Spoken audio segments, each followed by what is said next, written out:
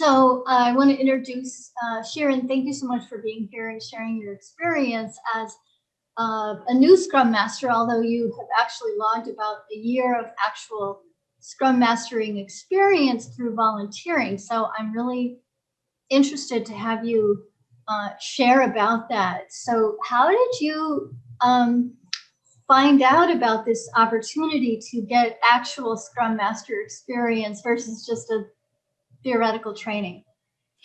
Yeah, so this is through my community, and I'm a part of a Slack channel for professionals in the community. And that they have, they had an announcement, I believe a year ago, for a Scrum Master position for the website team.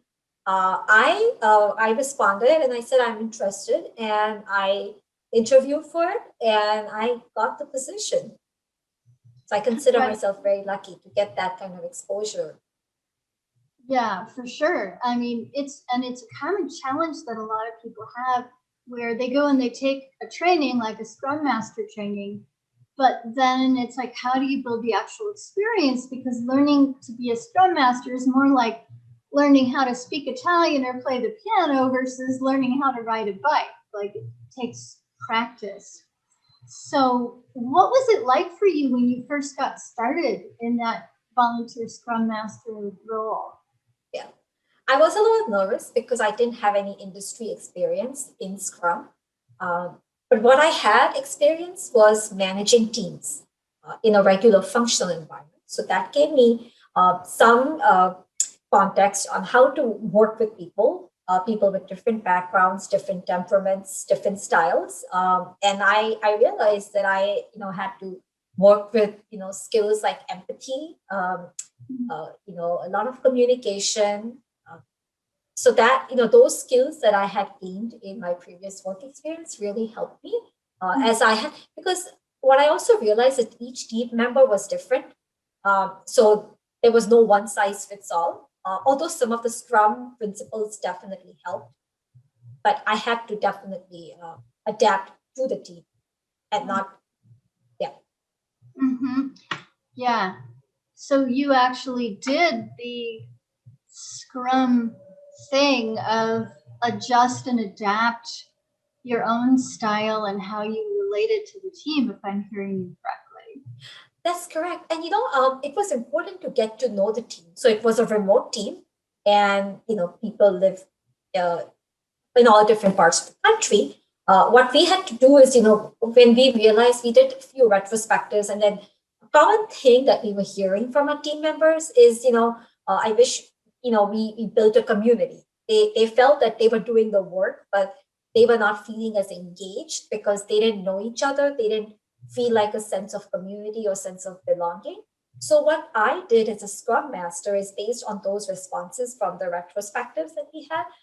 So at the end, at the start of each meeting, we would have like an icebreaker where we would share something, one topic, like, something about what we ate today or what show we are watching this week.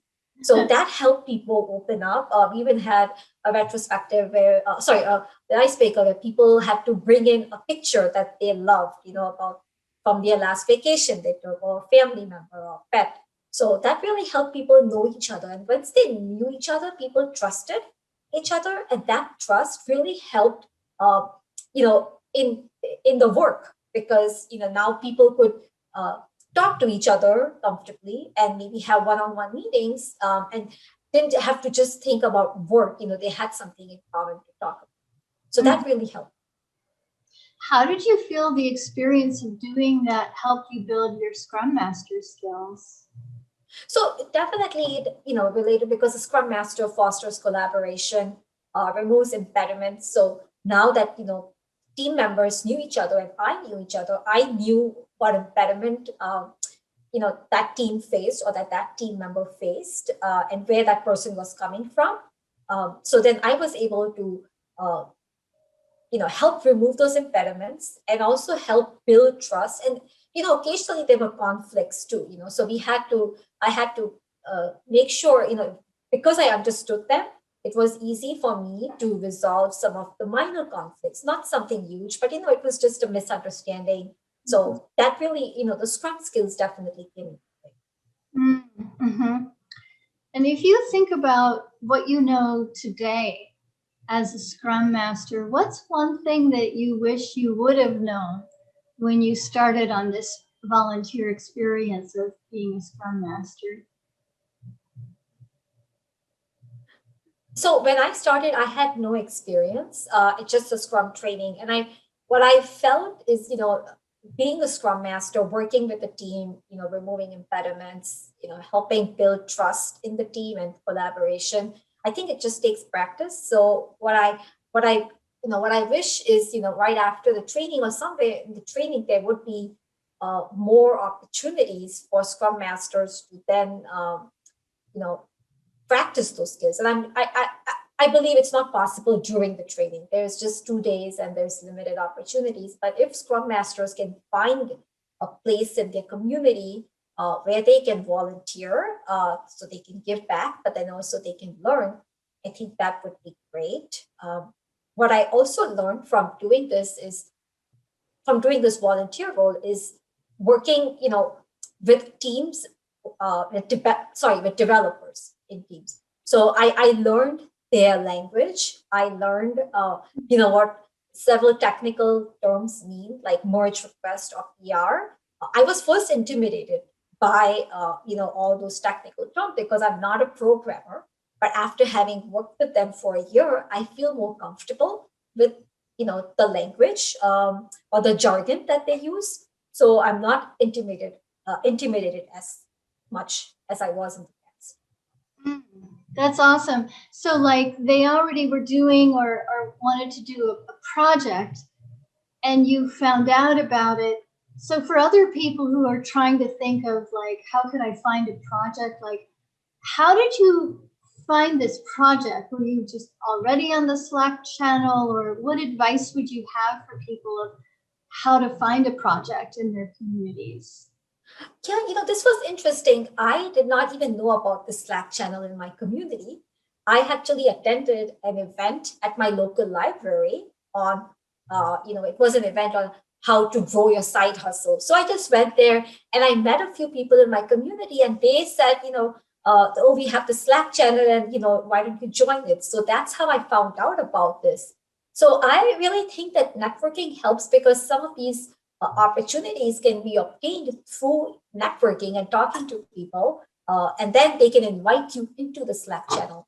And I think that not everyone in my community even knows about this Slack channel just because there's so much out there that it's hard to keep up with it. It is so hard. I mean, there's just this information explosion out there. And the thing that's standing out to me in what you just said is that you took the initiative to go and attend that library event, Yes. not knowing what was going to happen. And it sounds like you talked to people before and after, maybe, and started conversations there.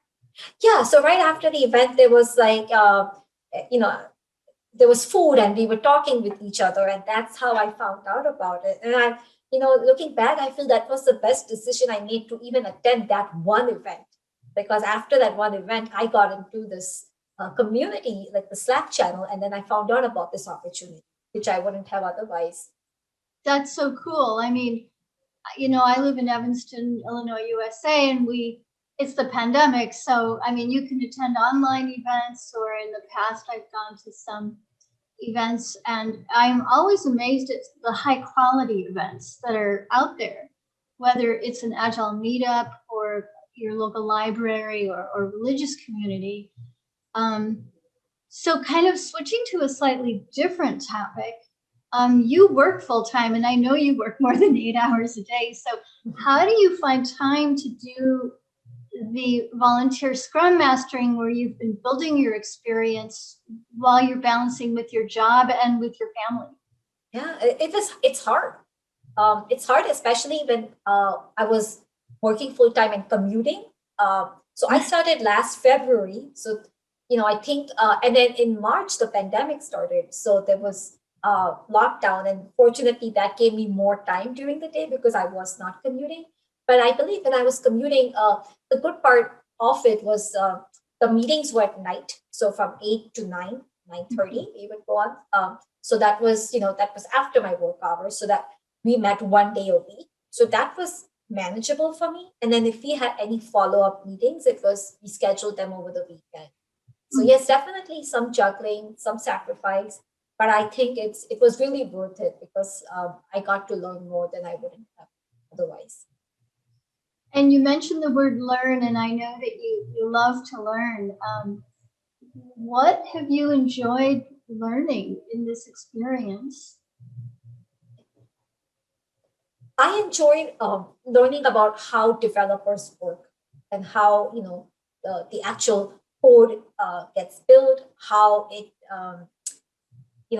how you start from a problem or a story that's written in just lay terms, and then how it's get converted into an actual piece of software that is of value to an end user. So I really enjoyed the process of going through that journey with the developers, watching them, helping them remove impediments, and I also felt that I was creating value. Even though I was not developing code, I was still facilitating all the meetings, and I was and that was helpful because their focus was development, and so if I was able to remove the impediments, it actually helped build the flow of the process, and it helped build value for the end user. Mm-hmm. And flow is what Agile is all about, is for you as a Scrum Master creating that smooth flow and removing blockers so things don't get clogged. And often, I know people like to ask about tools. So what tools do you use with this volunteer project? And did you know those tools in the beginning, or what happened there? So the tools that the team was using was different than what I had learned in the past. So I've used Asana, I have used Trello. The team was using Pivotal Tracker, so that was a slight learning curve. But once I got used to it, I think I was fine. And that's the benefit. I got to learn something that I didn't know before. So again, every meeting that I attend, after every meeting that I do every week, I come out learning something new. So that's the beauty of it. Yeah, definitely. Yeah. So if you picture someone who's coming, just coming out of training, like they just did training Saturday, Sunday, now it's Monday, and they want to get experience, what advice would you have for them? I would advise them to, go to any local or online meetups in this situation.